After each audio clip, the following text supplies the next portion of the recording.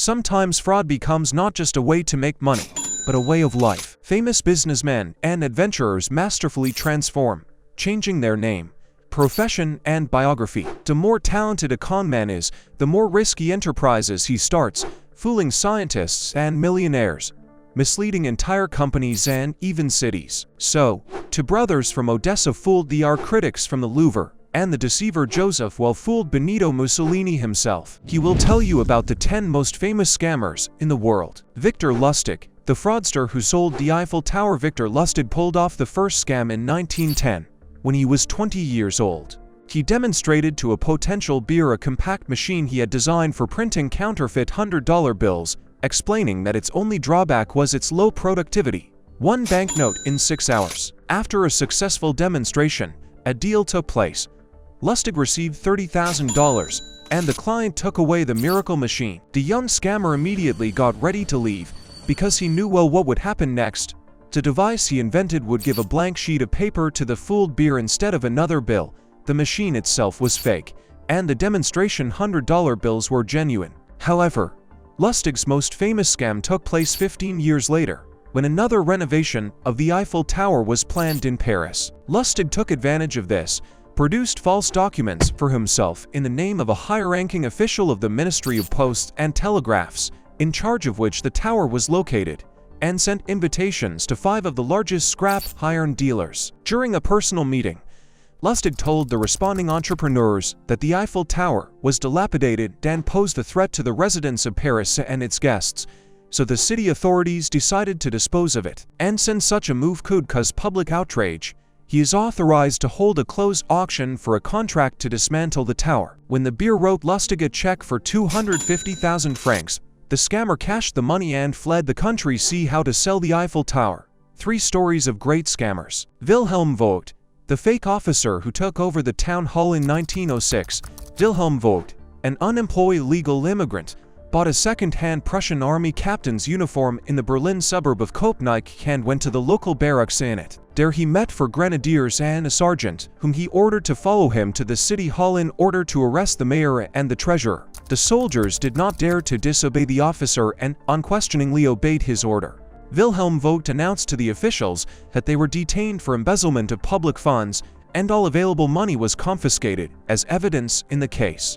Ordering the soldiers to guard the detainees, Voigt went with the treasury to the train station, where he tried to escape.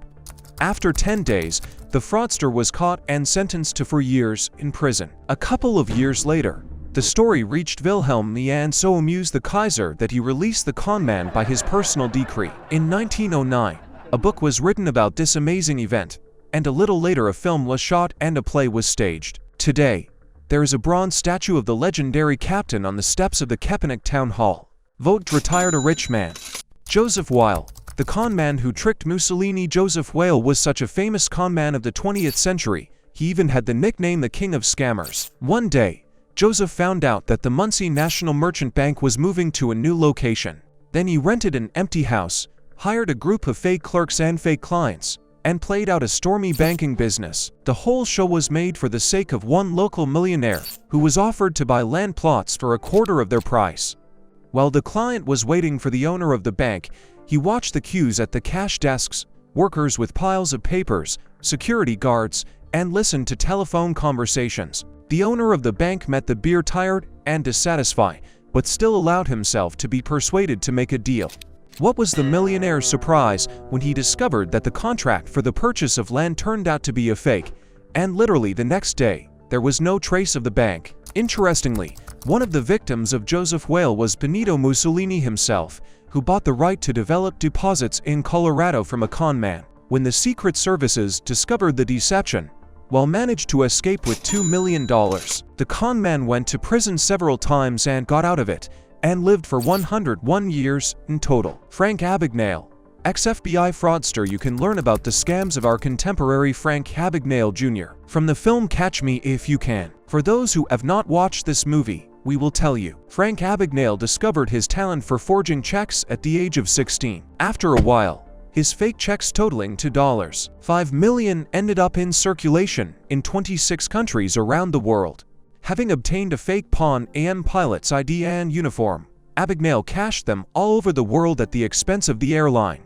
It granted its pilots the right to free flights. After he was almost detained by the police at the New Orleans airport, Frank Abagnale began to introduce himself as a pediatrician. Unlike the pilot, who had never flown an aircraft, Abagnale did manage the children's department of a hospital in Georgia for a while. Another mask of Abagnale is an employee of the Office of the Attorney General of the state of Louisiana. He got the job after passing the aptitude test. It is significant that Abagnale had no medical or legal education, and the Harvard University diploma that he presented turned out to be a fake. In April 1971, the Virginia Supreme Court sentenced Abagnale to 12 years in prison. But the FBI decided to use his unique criminal experience to combat fraud and identify forgeries and offered Abagnale cooperation. Thanks to this, he was released after serving only a third of his prison term. Abagnale is now an official millionaire. He has a wife and 3 sons, one of whom works for the FBI. And his best friend was an agent who chased him see how to sell the Eiffel Tower. 3 stories of great scams. Ferdinand Demara, a talented doctor without medical education during the Korean War of 1950 to 1953, a dozen and a half wounded soldiers were brought aboard the Canadian destroyer Cayuga. All of them were operated on by the ship's doctor Joseph Caron went on the mend. One of the most difficult abdominal operations, removing a bullet from the chest, was even included in a specialized Canadian magazine. This was the beginning of a big scandal.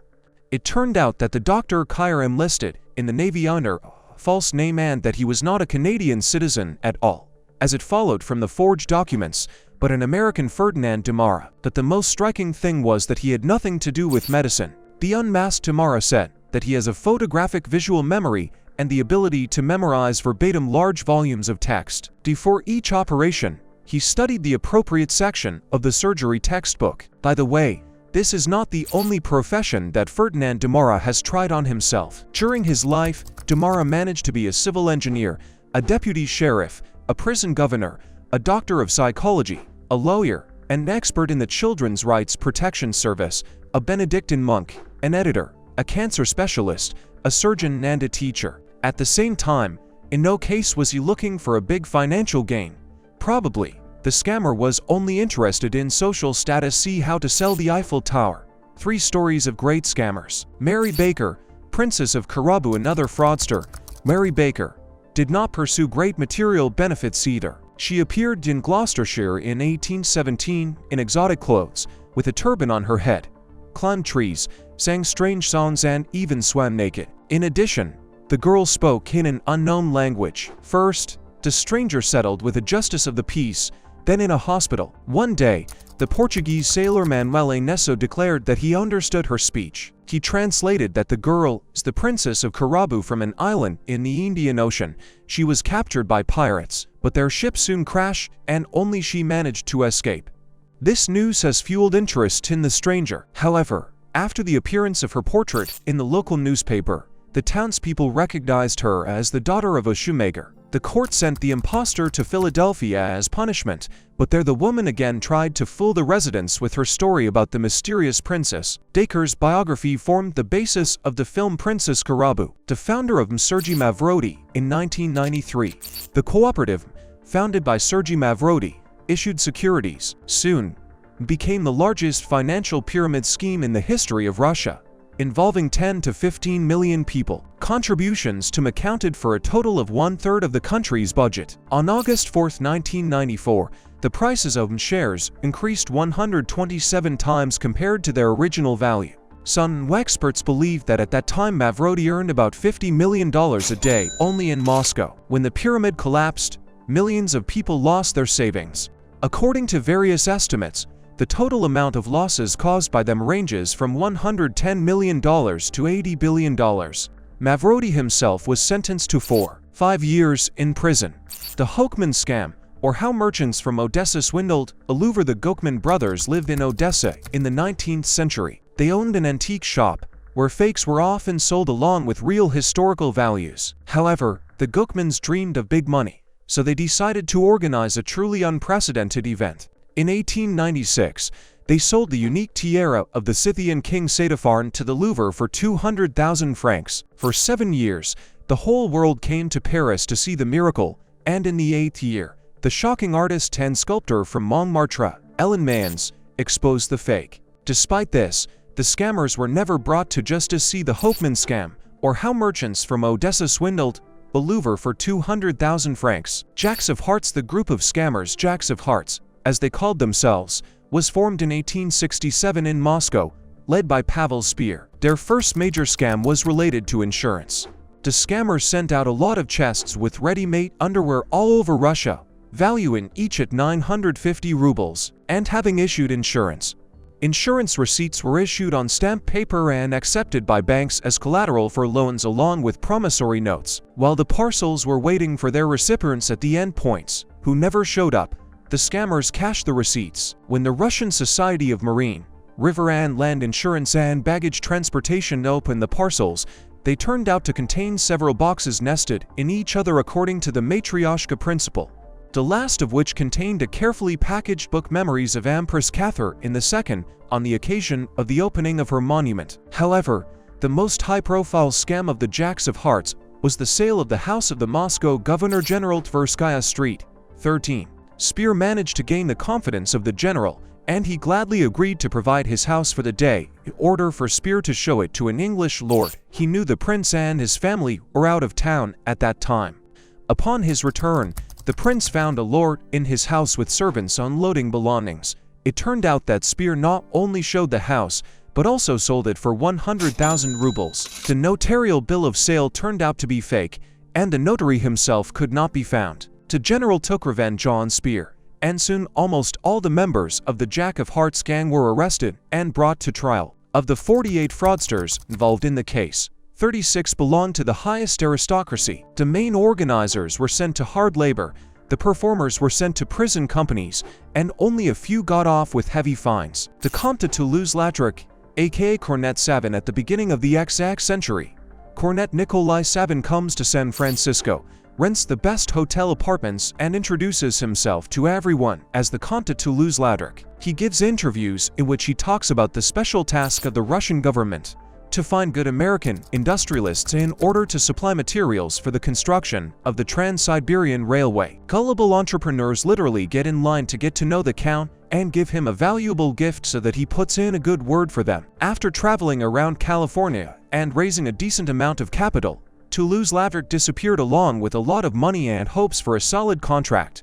Savin then moved to Rome, where the War Ministry announced its desire to upgrade its equestrian park. There he played the role of a major Russian horse breeder, and successfully. The government quickly concluded a supply agreement with him. Taking the advance, Savin disappeared. In the Bulgarian capital, he was already received as Grand Duke Konstantin Nikolaevich. The swindler was so convincing that he was offered nothing less than to take the throne. If it hadn't been for the Sofia hairdresser, who personally cut Prince Constantine's hair and identified the impostor, most likely this scam would have been a success. Another brave trick of Savin was the sale of the Winter Palace to a rich American. The scheme used was the same as that of the Jacks of Hearts. The February Revolution played into Savin's hands. Because of the anarchy that prevailed in the country at that time, no one began to report to the police.